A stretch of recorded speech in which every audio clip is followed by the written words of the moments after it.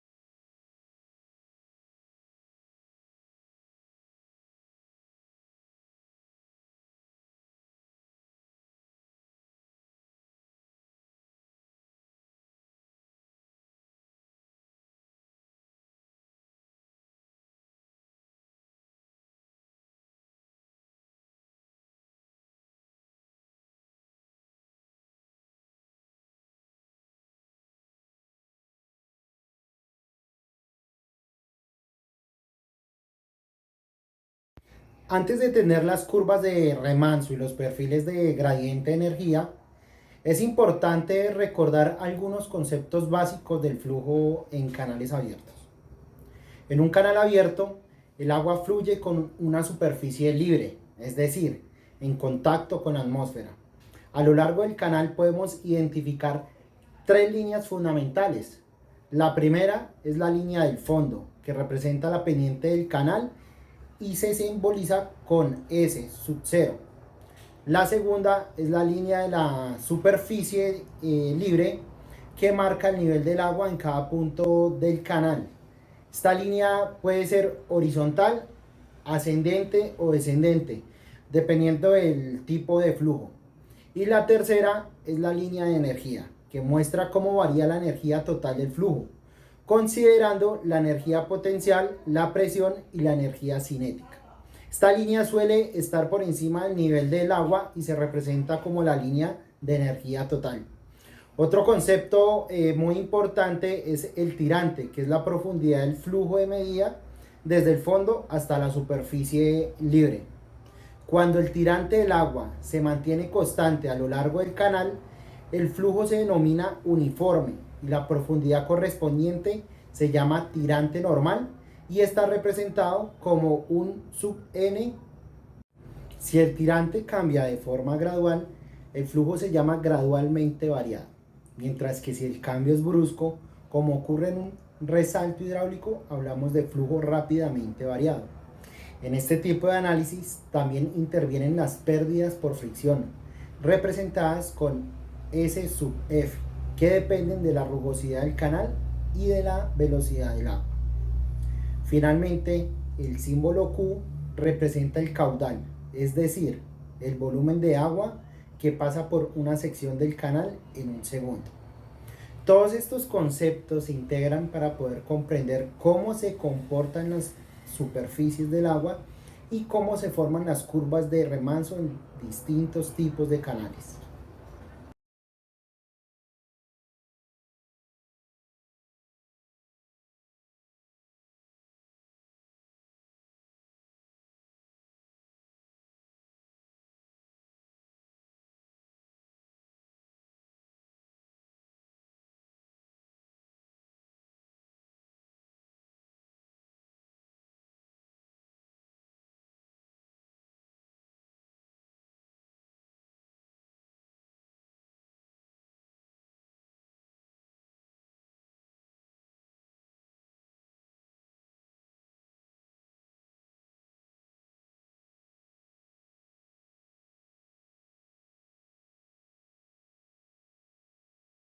En los canales abiertos, el agua no siempre fluye de manera uniforme.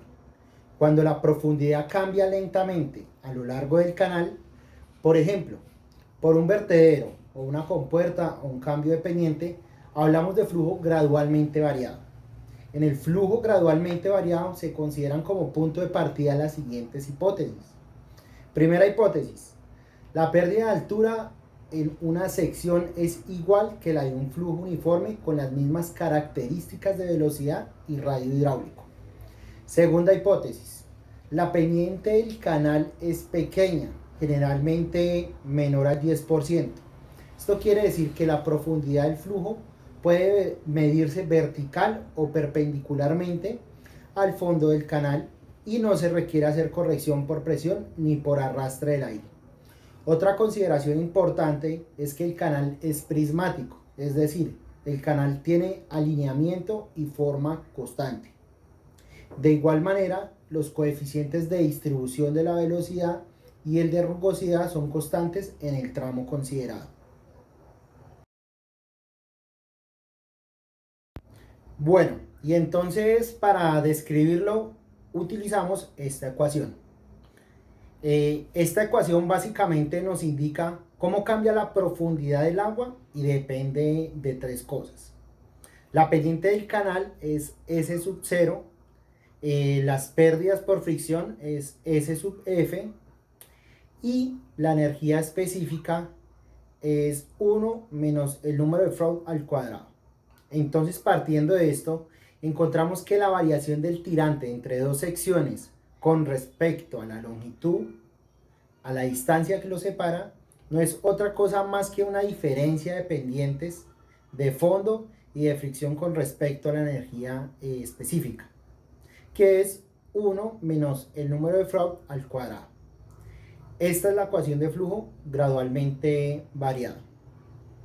Ahora, si la pendiente del canal es mayor que las pérdidas, el agua acelera y la lámina baja. Si es menor, el flujo se frena y la lámina sube, formando las conocidas curvas de remanso. Esta ecuación es esencial para diseñar obras hidráulicas seguras como canales, vertederos o compuertas, porque nos permite predecir cómo se comportará el nivel del agua en condiciones reales. Siguiente. El tipo de perfil depende de la pendiente del canal y de la relación entre el tirante normal, que es Y sub n, y el tirante crítico, que es Y sub c. Los perfiles gradualmente variados se clasifican según la pendiente del canal y la relación con los tirantes normal y crítico. En pendientes suaves sabemos que aparecen los perfiles tipo S1, S2 y S3, y en las pendientes críticas el tipo C, y en las empinadas los M1, M2 y M3. Estas curvas describen cómo se comporta el flujo al subir o bajar el nivel del agua a lo largo del canal, permitiendo predecir transiciones como remansos o resaltos hidráulicos. En total, Los 6 perfiles más conocidos son los S1, S2, S3, M1, M2 y M3, cada uno representando una condición hidráulica distinta. Como anteriormente hablaba, tenemos la clasificación de los perfiles que está basado en la pendiente del canal, ¿cierto? Zona en la que se aloja el perfil. La pendiente puede ser positiva, que en este caso tenemos la pendiente crítica. Cuando el tirante normal es igual al tirante crítico, estaremos hablando de perfiles tipo C. Tenemos la pendiente subcrítica. Cuando el tirante normal es mayor al tirante crítico, también puede ser conocido como suave y estaríamos hablando de perfiles M. Una pendiente fuerte o supercrítica cuando el tirante normal es menor al tirante crítico y estaremos hablando de perfiles tipo S. Además tenemos la opción de una pendiente igual a 0. Estamos hablando de una pendiente horizontal, donde el tirante normal tiende al tirante infinito y estaremos hablando de perfiles tipo H.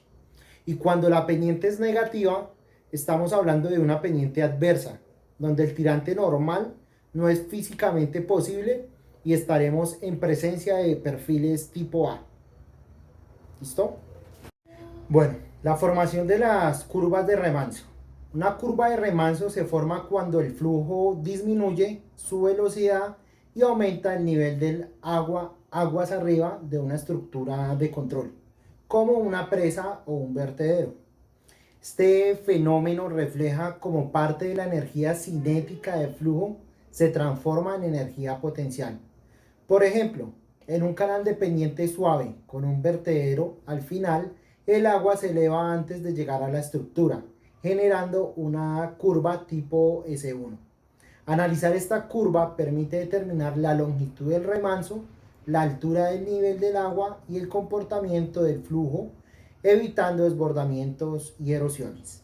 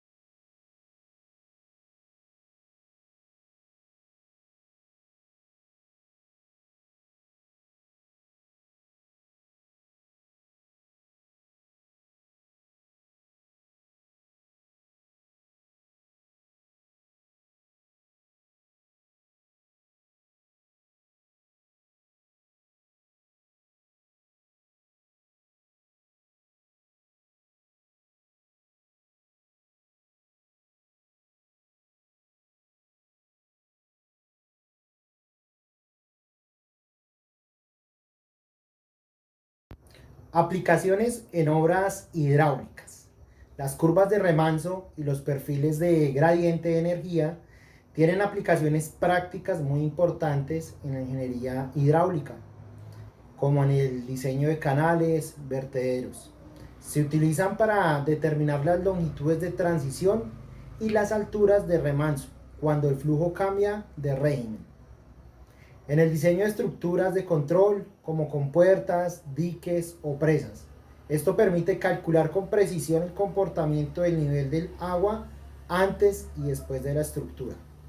También son esenciales en la protección contra inundaciones porque ayudan a estimar los niveles máximos del agua y las posibles zonas de desbordamiento. Además se aplican en el cálculo de pérdidas de energía, lo cual es fundamental para definir cuotas en sistemas de riego y drenaje. Por ejemplo, podemos observar estos principios en un canal de riego con compuerta, en un desagüe urbano donde se genera un remanso o en una presa donde se forma una curva de gradiente energético aguas arriba. Bueno, en conclusiones podemos decir que las curvas de remanso y los perfiles de gradiente energía son herramientas esenciales para comprender y controlar el comportamiento del agua en canales abiertos. Su análisis nos permite prever variaciones del nivel, diseñar estructuras seguras y optimizar el funcionamiento hidráulico. Estos conceptos unen la teoría con la práctica, mostrando cómo la hidráulica aplicada contribuye a la gestión eficiente y sostenible del recurso hídrico. Hasta aquí hemos llegado, no siendo más, muchas gracias por su apreciada atención. Con permiso.